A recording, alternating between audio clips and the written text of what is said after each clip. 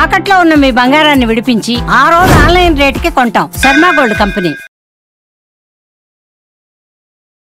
నమస్కారం, సుమన్ టీవీకి స్వాగతం. ముందుగా సుమన్ టీవీ ప్రేక్షకులకు శ్రీ విశ్వావసునామ ఉగాది శుభాకాంక్షలు. ఈ విశ్వావసునామ సంవత్సరం ద్వాదశ రాశుల వారికి ఎలా ఉండబోతుంది, ఏ రాశుల వారికి ఎటువంటి శుభ అశుభ ఫలితాలు ఇవ్వబోతున్నాయి, గ్రహ సంచారాలు ఎలా ఉన్నాయి, అలాగే ఎటువంటి పరిహారాలను పాటించుకోవాలి, ఈ విషయాన్ని తెలియజేసేందుకు మనతో పాటు ఉన్నారు ప్రముఖ జ్యోతిష్యరత్న జ్యోతిష చక్ర వైభవ నిపుణ డాక్టర్ రాల్పల్లి రవికుమార్ గారు. గురుగారు నమస్కారం. నమస్కారం. గురుగారు, కొత్త సంవత్సరంలోకి ఎంటర్ అయిపోతున్నాం. మరి కొత్త సంవత్సరం ఎలా ఉండబోతుంది ద్వాదశ రాశుల వారికి అని తెలుసుకునే ముందు గ్రహాల సంచారం ఎలా ఉంది, ముఖ్యంగా 4 గ్రహాలు మనకి ప్రతి సంవత్సరం మారేది, ఈ 4 గ్రహాల సంచారం ఎలా ఉంది, ఎలాంటి ఫలితాలు ఇస్తున్నాయి? శరదిందు సమాకారే పరబ్రహ్మ స్వరూపిణి వాసరాపేట నిలయ సరస్వతి నమస్తుతే. సుమన్ టీవీ ప్రేక్షకులకి నూతన సంవత్సర ఉగాది శుభాకాంక్షలు. మెయిన్గా ఏంటంటే ఈ సంవత్సర ఫలితాలు ఇప్పుడు చెప్పుకుంటున్నాం కాబట్టి ప్రతి నెల ఏంటంటే మాస ఫలితాలు చెప్పుకుంటున్నాం కాబట్టి మాస ఫలితాలు చెప్పుకున్నప్పుడు ఏంటంటే రవి 1 మంత్కి మారుతాడు ప్రతి నెల, అలాగే బుధుడు 20 డేస్, శుక్రుడు 20 రోజులు, అలాగే కుజుడు 45 రోజులు, అలాగే శుక్రుడు 20 రోజులు, చంద్రుడు అంటే ప్రతిరోజు ఒక్కొక్క నక్షత్రం మారుతుంటాడు. ఒక మెయిన్గా మటుకు గురువు, రాహు, కేతు, శని అండి. ఈ 4 కూడా ఏడాది పాటు ఇంచుమించుగా ఉంటారు కాబట్టి గురువు ఉన్నారంటే సంవత్సర కాలం పాటు అక్కడే ఉంటారు. అలాగే రాహు ఉన్నారనుకోండి, కేతు 1.5 ఇయర్ ఒక రాశి నుంచి ఇంకో రాశికి మారడానికి పడుతుంది. అలాగే శని ఉన్నారంటే 2.5 ఇయర్స్ మారుతారన్నమాట.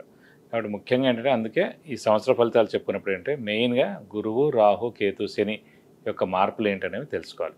ముందుగా శని వచ్చేసి మనకి 30వ తారీఖు మార్చి నెల 2025 నుంచే మనకి కుంభరాశి నుంచి మీన రాశిలోకి ప్రవేశిస్తున్నాడు. అదే రోజు ఉగాది అయింది, అదే రోజు శని కూడా మారుతున్నారు. అలాగే రాహు, కేతువులు వచ్చేసి మనకి 18 మే 2025.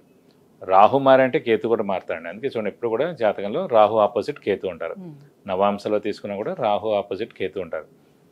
ఎవరైనా చేతితోటి వేసి ఇచ్చినప్పుడు మర్చిపోయి రాహుకి పక్కనే కేతు వేయడం, లేదంటే రాహుకి 3 గళ్ళు పక్కన కేతు వేయడం వేస్తూ ఉండొచ్చు తెలియక వాళ్ళకి. సో ఎప్పుడు అలా కాదండి, రాహు ఆపోజిటే కేతు ఉంటారు.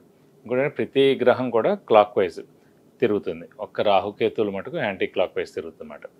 కాబట్టి రాహుకేతువులు మటుకు ఏనార్థం ఒక రాశి నుంచి ఇంకో రాశి మారుతారు. అతనేమో 18 మే 2025 నుంచి ముఖ్యంగా రాహు వచ్చేసి మనకి కుంభరాశిలోకి వస్తాడు, అలాగే కేతు వచ్చేసి మనకి సింహరాశిలోకి వస్తారు. వీళ్ళిద్దరు కూడా ఏనార్థం పీరియడ్ అక్కడి నుంచి ఉంటారు 18th మే నుంచి.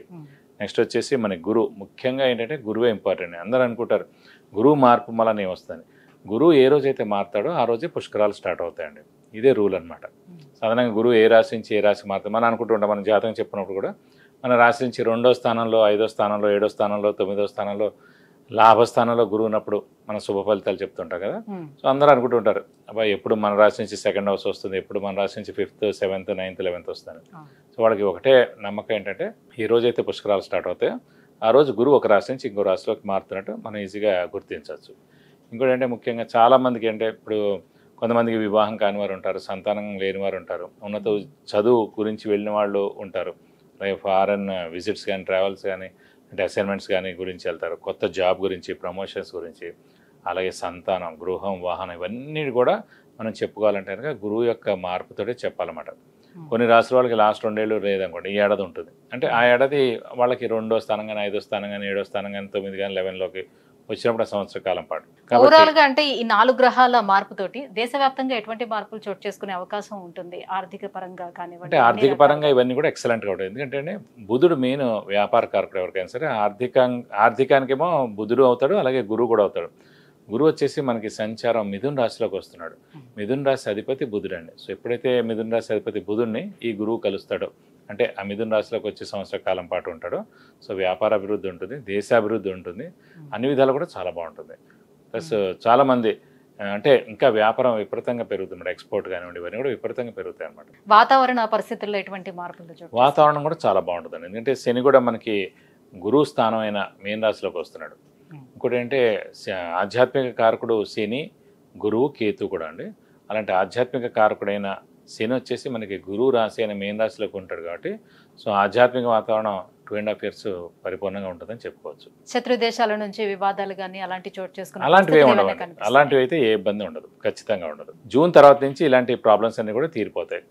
కొన్ని రోజులు ఏంటంటే కుజుడు కూడా నీచ స్థానంలో ఉంటాడు అన్నమాట కర్కాటక రాశిలో ఈ మే జూన్ ఆ సమయాల్లో. ఒకసారి జూన్ వెళ్ళిపోయిన తర్వాత నుంచి మటుకు ఎలాంటి ప్రాబ్లమ్స్ ఉండవు దేశానికి మటుకు. గురువుగారు, ఈ విశ్వావసునామ సంవత్సరం సింహరాశి వారికి గ్రహాల సంచారం ఎలా ఉంది? ఏ గ్రహాలు ఎలాంటి ఫలితాలను వీళ్ళకి అందిస్తున్నాయి? తప్పకుండా సింహరాశి అనగానే మనకి మఖ 1, 2, 3, 4 పాదాలు, పుబ్బ 1, 2, 3, 4 పాదాలు, ఉత్తర 1వ పాదం, ఈ నక్షత్రాల సమూహంతో మనకి సింహరాశిలోకి వస్తుంది. ఈ రాశి వారికి ముఖ్యంగా గురువు వచ్చేసి లాభస్థానంలో ఉంటారు సంవత్సర కాల పాటు. సో అత్యద్భుతంగా ఉంటుందని చెప్పుకోవచ్చు. అలాగే వీరికి అష్టమ శని వీరికి స్టార్ట్ అవుతుంది. మొన్నటిదా కర్కాటక రాశి వారికి ఉంది, ఆ నెక్స్ట్ రాశి సింహరాశి కాబట్టి వీరికి అష్టమ శని స్టార్ట్ అవుతుంది. సో ఈ అష్టమ శనితో మటుకు కొంచెం ఇబ్బందులు తప్పకుండా ఉంటాయి. ఎందుకంటే ఇదివరకు కూడా చెప్పుకున్నాం, మేషరాశి వృశ్చిక రాశి అధిపతి కుజుడు, కుజుడికి శనికి అసలు పడదు. అలాగే సింహరాశి అధిపతి రవి, రవికి శనికి అసలు పడదు. మిగతా అన్ని రాశుల వాళ్ళతో మిత్రత్వం ఉంది. అలాగే కొన్ని చోట్ల ఉచ్చలో ఉన్నారు, అన్ని సములు ఉన్నారు, అందరూ ఉన్నారు. కానీ ఒక్క మేషరాశి వృశ్చిక రాశి సింహరాశి వారికి మటుకు ఏలినాటి శని కానీ అష్టమ శని కానీ అర్ధాష్టమ శని కానీ వచ్చినప్పుడు కూడా తప్పకుండా ఎఫెక్ట్ ఉంటుంది. కాబట్టి సింహరాశి వారికి అష్టమ శని వస్తుంది కాబట్టి స్థానచలనం ఉండడం, చిన్న చిన్న హెల్త్ ప్రాబ్లమ్స్ ఉండడం, ఏమైనా వెహికల్ యాక్సిడెంట్ జరగచ్చు. అలాగే ఇంట్లో పెద్దవాళ్ళు చిన్నపిల్ల అనారోగ్యం అయ్యేందుకు అవకాశాలు ఉన్నాయి. డబ్బు ఖర్చు విపరీతంగా ఉంటుంది. ఇది కాకుండా ఉద్యోగ మార్పు కూడా ఉండేందుకు అవకాశం ఉంది. కాబట్టి ఇలాంటివన్నీ జరుగుతుంటాయి. ఇది కాకుండా రాశిలో కేతువు, సప్తమ స్థానంలో రాహు ఉన్నారు. ఇదివరకు కూడా మనం చెప్పుకున్నాం, మన రాశిలో కేతువు కానీ రాహు కానీ ఉన్నప్పుడు మనం ఎంత మంచిగా ఉన్నా, ఎంత మంచిగా హెల్ప్ చేసినా కూడా అది ఎలివేట్ అవ్వదు. ఎందుకంటే అది గ్రహణం అనమాట. ఎప్పుడైతే సూర్యచంద్రుల మధ్యన మనకి ఇది వస్తుందో అది గ్రహణం అంటారు. అంటే ఫర్ ఎగ్జాంపుల్ గ్రహణ పీరియడ్ ఎలా అయితే ఉంటుంది చూడండి. గ్రహణాలు అంటే మనం అంత చూసిన గ్రహణం వచ్చినప్పుడు అయ్యో ఇదేంటి సూర్యుడు కనిపించట్లేదు అనుకుంటాం, నేను ఇంత చంద్రుడు ఉన్నాడు చంద్రుడు కనిపించట్లేదు అనుకుంటాం. సో అలాగే ఎంత మంచి వాళ్ళైనా, ఎంత హెల్పింగ్ నేచర్ ఉన్నా, నిన్నటి దాకా కూడా బాగా ఉన్నా కూడా ఈ రోజు మటుకు మనం చెడ్డవాళ్ళ కింద అవుతాం. ఏం అనకపోయినా కూడా మనం ఏదో అన్నామని అనవసరంగా పుకార్లు పుట్టిస్తారు. కాబట్టి సింహరాశి వారికి మటుకు ఒక మెయిన్ అంటే ఒక షీల్డ్ అడ్డుపడినట్టు అయిపోతుంది అనమాట. ఒక గ్రహణ సమయం అండి ఇప్పుడు ప్రస్తుతం, అంటే ఒక ఏనార్థం పీరియడ్. కాబట్టి మనం మౌనంగా ఉండడం ఉత్తమం అనమాట. ఎందుకంటే మౌనంగా లేకపోతే, ఎందుకంటే ఆల్రెడీ సింహరాశి అంటేనే రాహుకేతులు ఎప్పుడు మారుతున్నారు? 18. సో సంవత్సరాన్నర పాటు ఉంటారు యాక్చువల్గా. సో ఒక రోజు అంటే పర్వాలేదు. ఇప్పుడు ఆల్రెడీ సింహరాశి వారు విపరీతంగా ముక్కుసూటిగా ఉంటారు, స్ట్రైట్ ఫార్వర్డ్గా ఉంటారు. సో కాబట్టి అంటే ఇంకా మిత్రులు కూడా శత్రువులు అయ్యేందుకు అవకాశాలు ఉన్నాయన్నమాట. గురుగారు, మరి అష్టమ శని ఉంది కాబట్టి సింహరాశి వారికి స్థానచలనం ఉండే అవకాశం ఉంటుందా? ఉద్యోగంలో కూడా మార్పులు ఉండే అవకాశం ఎంతవరకు ఉంటుంది? ఖచ్చితంగా అష్టమ శని కాబట్టి స్థానచలనం ఉంటుందండి. అలాగే ఉద్యోగం మార్పు ఉంటుంది. ఇల్లు మారడం కానీ, ఉద్యోగం మారడం కానీ, ట్రాన్స్ఫర్ అవ్వడం కానీ, లేదంటే వేరే ఊర్లో జాబ్ చేయడం కానీ, వేరే దేశం వెళ్ళడం కానీ, అంటే ఫారెన్ వెళ్ళి ఉద్యోగం చేయడం కానీ, ఇవన్నీ కూడా ఖచ్చితంగా ఉండేందుకు అవకాశాలు 100% ఉన్నాయి. సంతాన ప్రయత్నాలు ఫలించే అవకాశం ఎంతవరకు ఉంటుంది? సంతాన కారకుడు గురువు, అలాంటి సంతానాన్ని ఇచ్చేది గురువు కాబట్టి లాభస్థానంలో గురువు ఉండి పంచమ అంటే పిల్లల స్థానాన్ని సప్తమ దృష్టితోటి గురువు చూస్తున్నాడు కాబట్టి తప్పకుండా సంతానం లేని వారికి సంతానం ఖచ్చితంగా ఈ సంవత్సరం ఉంటుందని చెప్పుకోవాలి. మరి ఆరోగ్యం అలాగే ఆర్థికంగా ఎలా ఉంటుంది? ఆర్థికంగా మటుకు మిశ్రమంగా ఉంటుంది. ఎందుకంటే అష్టమ శని ఎఫెక్ట్ ఉంది. అలాగే రాశిలో కేతు, సప్తమంలో రాహు ఉండడం చేత ఖచ్చితంగా ఆర్థికంగా మటుకు మిశ్రమంగా ఉంటుందని చెప్పుకోవాలి.